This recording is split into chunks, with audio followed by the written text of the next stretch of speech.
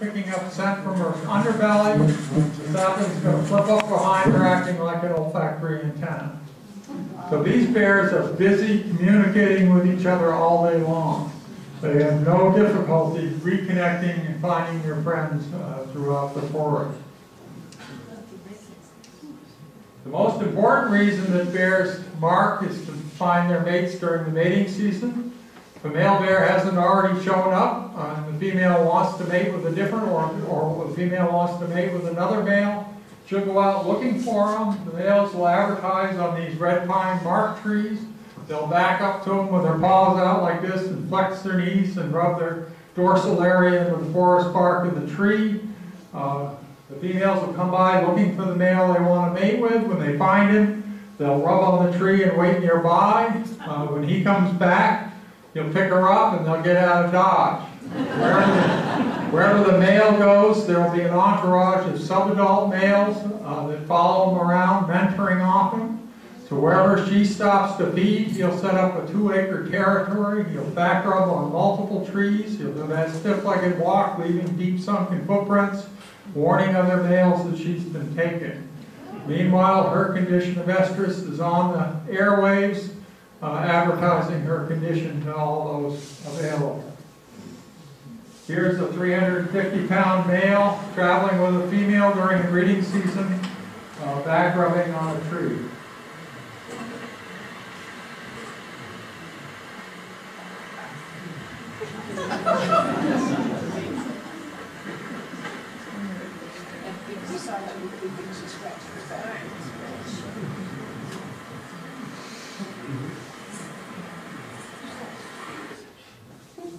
A few years ago, I started working with another kind of bear, starting in 2008. I was invited to China to give a presentation like this with a group of Chinese American scientists who were interested in the effects of climate change on panda habitat and panda populations. They gave their presentations, which were very scientific presentations, and then I gave one like this. When I got done, Hu Rong, who's the director of science and research at the Chengdu Panda Base, came up to me and she said, "We noticed that your presentation was quite a lot different from the other presentation." And she said, "You make us think." And the next day I was hustled off to the Department of Forestry that manages all the natural reserves to give the presentation again. And 4 years went by and I didn't hear much, and I got invited back and they had some questions and concerns. I told them about squirty and raising cubs the way I had. And they were worried that if they tried to walk their panda cubs untethered, the cubs would run off. And in China, there's only 1,800 wild pandas left and about 300 in captivity. They're very valuable animals. They're a national icon. They use them for diplomacy. They're sending pandas to zoos throughout the world that they lease to zoos for about $1 million a year, so they're a big economic benefit to China. And they were worried that these cubs would just simply disappear. Not only would it be a big embarrassment, but it would be a costly one. And they're also worried that if they got a bear out there, that it would be dangerous for their researchers to work with it. After all, these are big carnivores with big teeth. So we invited them to come to New Hampshire and visit us, and they were going to go to the English Learning Center in Drexel, and they drove up an extended weekend and stayed with us, and we took them we opened the door and took 6 bottle-fed cubs for a walk up on the hill behind the house. Cubs were only interested in vegetation. They found a hornet's nest, took them to a bear tree, and they found fresh bear scent. They rubbed all over it and did that stiff-legged walk when they came off, marking with urine. And Hu Rong, the director of science and research, exclaimed, "They can communicate with the wild bears without even meeting them." And she got very excited. That evening we went up to my study site, and Squirty came out with her cubs, and several other bears came out, and no bears attacked the truck. They got even more excited. They talked the entire 7-hour drive back to Drexel. And the following March, we started our panda reintroduction program, which we've been working on since. It's a very complex problem.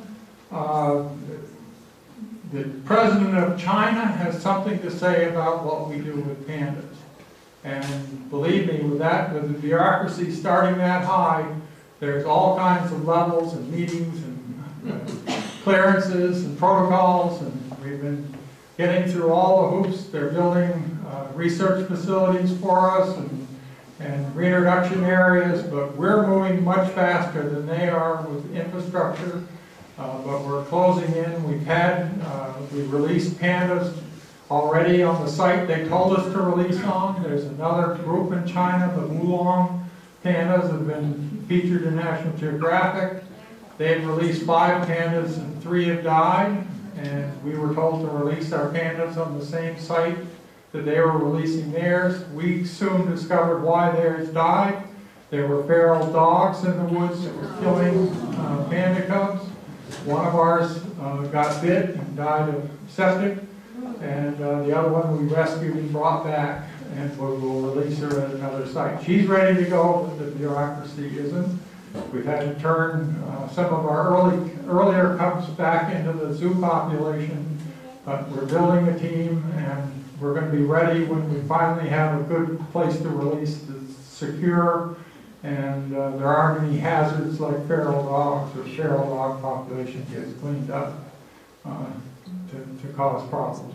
The problem that Wulong had is they got credit for releasing them, and they didn't care what happened to them after that.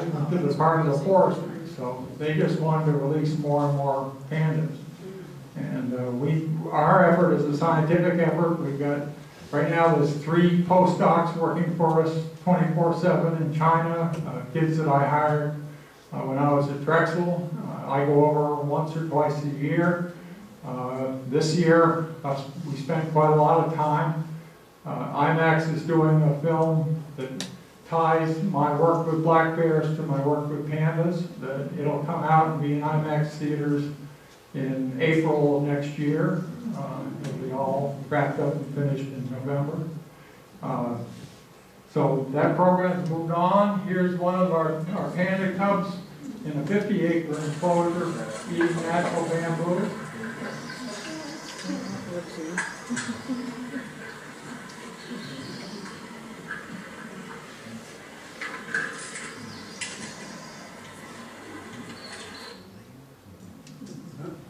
And to end up tonight, I have a quick visual. It's Houdini's apple tree gymnastics.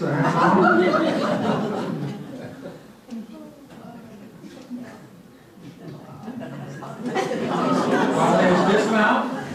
Thank you very much.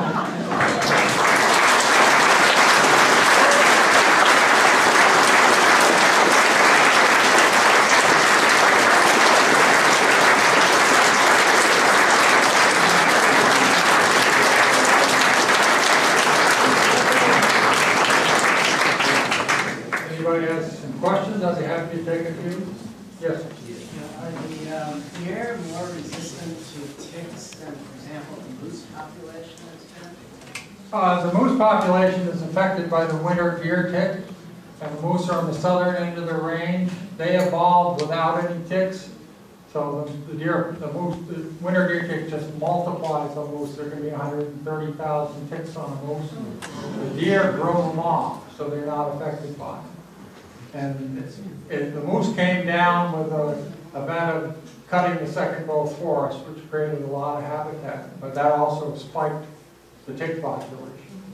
Bears are bothered by ticks like we are, the American dog tick and the little tiny deer tick, and they groom them off. And the mother bears, as you saw in that clip, they keep all their cubs clean of ticks. And you can tell when a cub has left its mother, family breakup has taken place because it'll have a tick load within a week or so. But it's just a nuisance. Yes? How are the pandas size-wise compared to the black bears? The pandas are very close size-wise. They don't put on fat like the black bear does, so the males don't get as big as some of the big male black bears do. But the females, they look about the same as black bears. Yes? You started to explain about the false charge, but if you do come across them, what is the person supposed to do at that point? in the event of the encounter?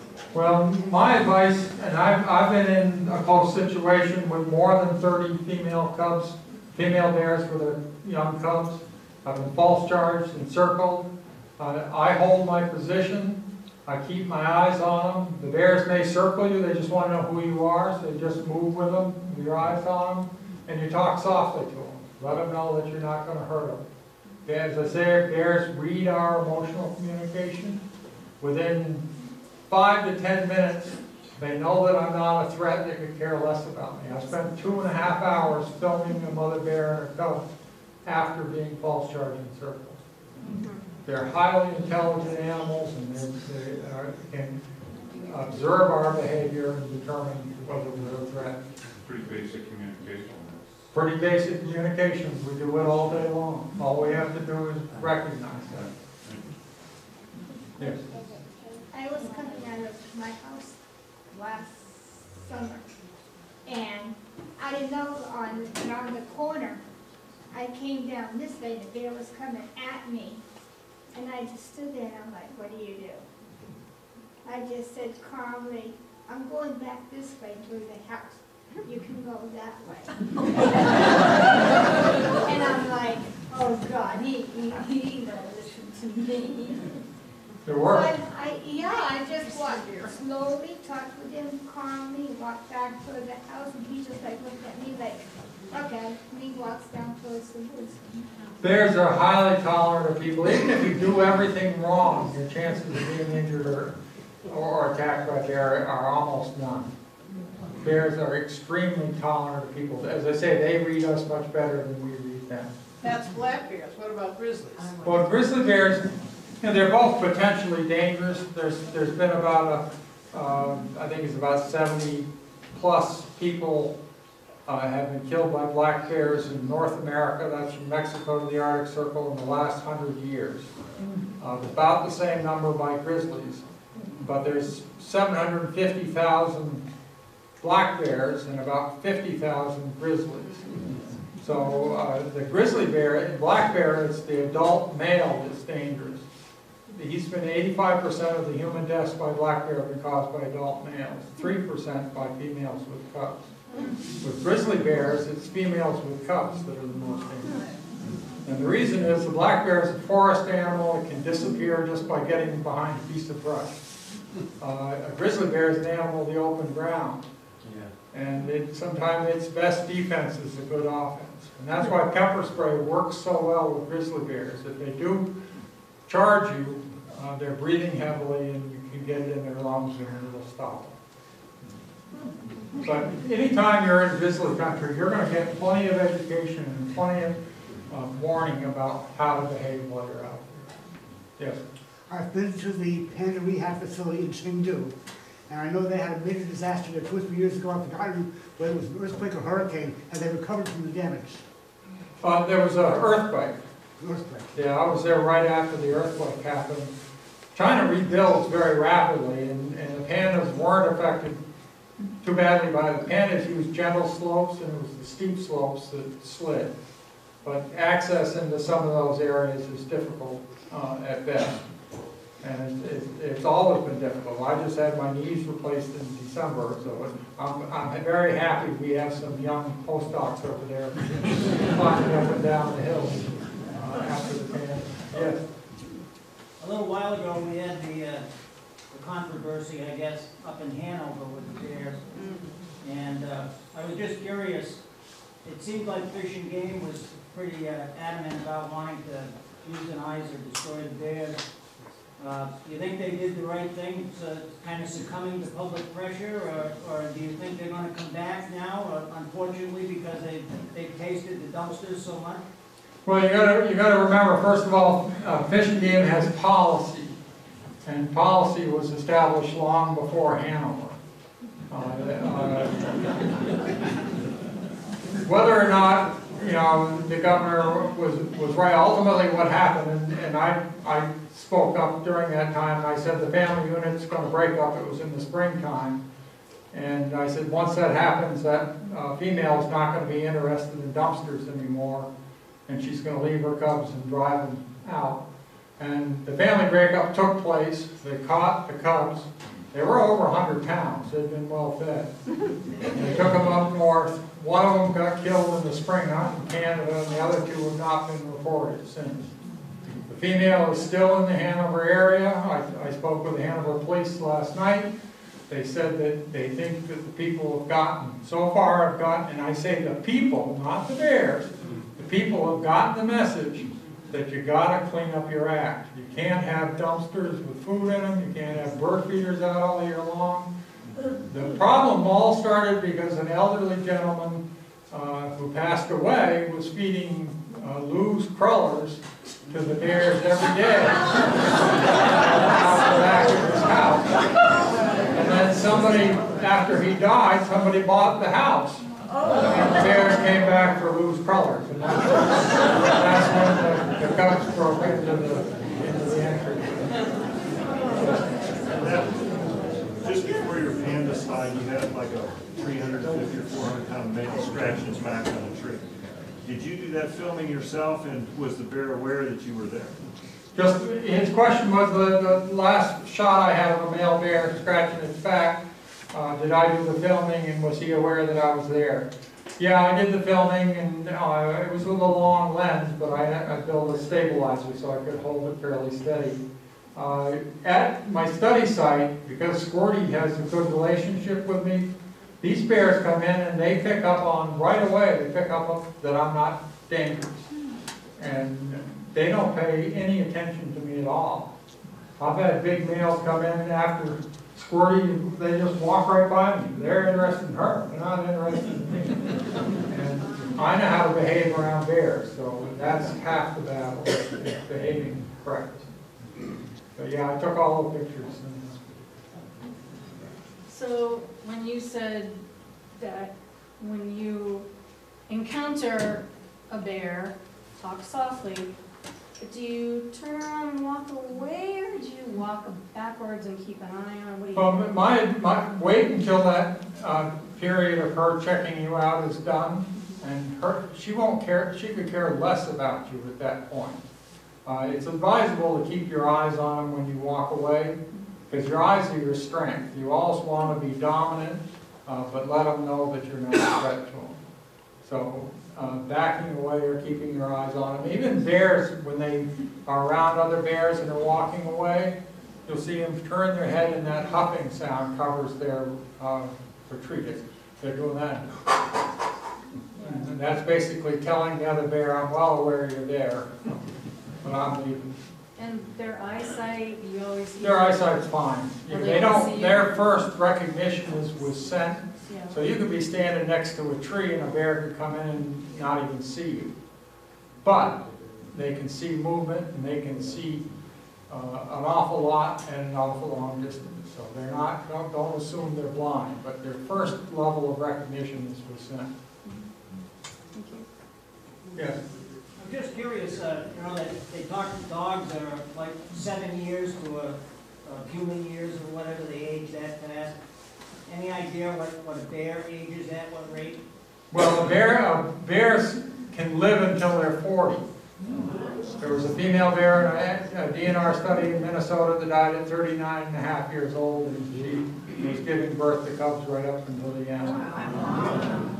So bears are long-lived animals, and they're long-lived for the same reason that we are. Reciprocal altruism, because it's based on social contracts. To take advantage of those social contracts over a lifetime, you have to have a long life. And that's why we're long-lived. We make deals throughout our lives with people that allow us to survive. And animals like dogs don't have long lives. They're a short-lived animal. Most other animals are short-lived. Yes? Then, my husband and my family and I just recently moved to Ridge Road, just off Moscona Heights in Enfield. I don't know if you're familiar with that, it's just off Shaker Hill. Very nice town. We have a bear, 2 bears. I believe they're both male. I haven't seen either one, but one of our bassets has tried to tree the younger bear. He's probably about 120, 130 pounds. My family has seen him. our neighbors have seen a bear that they believe is well over 600 pounds. The head is about the size of a metal trash can. He's been getting garbage and stuff from these people that can't take care of their things. And so he goes down and bothers, you know, the trash and stuff. Of course, my oldest son would like to have the bear. Do you know anything about this bear? Obviously, he's been around for a while. I was just wondering. No, if you I happen to don't, know but that's this not, bear. you know, one, the size, people tend to exaggerate, so I don't put a lot of weight into 600 pounds, but I get told, you know, the bear was up to here on me, well, Squirty's up to my knee. Correct. This bear is actually, they have a picture and a video, and the bear is as tall as the top, where the windows are on a regular garage door. Yeah. So where the four windows are, this bear is that tall. So sitting, he's that tall and that big. Well, there are a lot of big males around. They're usually seen the most in June during the breeding season because that's when they're traveling. And in any community, if there's bears that are being seen on a regular basis, you got to get people, or even if they are sloppy, you got to get them to clean up that garbage. Yes. Because that's the problem. Our neighbors have tried to go over and clean up several times, but it's a situation where they continue to. Yeah, I know I've dealt with those situations. How old do you think this bear might be? Well, a large male like that is probably over 10, somewhere between 10 and 20 years old, but it's dependent on how much food he's got. Thank you. Yeah. Someone asked me to ask how Springfield made out. Do you recall the Cubs Springfield from Springfield, Georgia? I haven't been able to keep track of all the cubs that we've had come in. My sister Phoebe would give you a much better recollection of where each cub is than I can. But they've all done well. Any of the cubs we've gotten have done well. Yes? If you were in the woods with a dog, how does a deer react to the dog? Well, dogs you got to be careful with. If you know there's bears around, leash your dog, keep them under tight control. People have gotten in trouble with dogs that are aggressive towards bears. The dog goes after the bear turns on the dog comes back to you, and the bear comes back to you. And so, you know, pay attention. It's your responsibility to take care of your dogs while you're in the forest. They're not supposed to be there unless they're under your control. Yes. Then I'm just curious, I notice when they give birth to their cubs, are they hibernating that whole time, and are they asleep when that happens? Or? Well, the question about whether they give birth when they're hibernating, they used to think that was the case because they'd sedate them and drag them out and they'd have cubs and they just thought they slept all the time. I filmed Squirty in the den and she was wide awake taking care of her cubs. She was cleaning their bottoms, licking their mouths, sleeping with them. When the cubs woke up or squeaked, she'd lift a paw. And so the females are awake taking care of their cubs all winter long. So they're not necessarily sleeping the whole winter then? Not the females with young cubs. The males go into deep sleeps, the females with yearlings go into deep sleep. I want to remind everybody there's books and DVDs back where my wife is. She's having a chat back there. And I think we're probably going to call it an evening.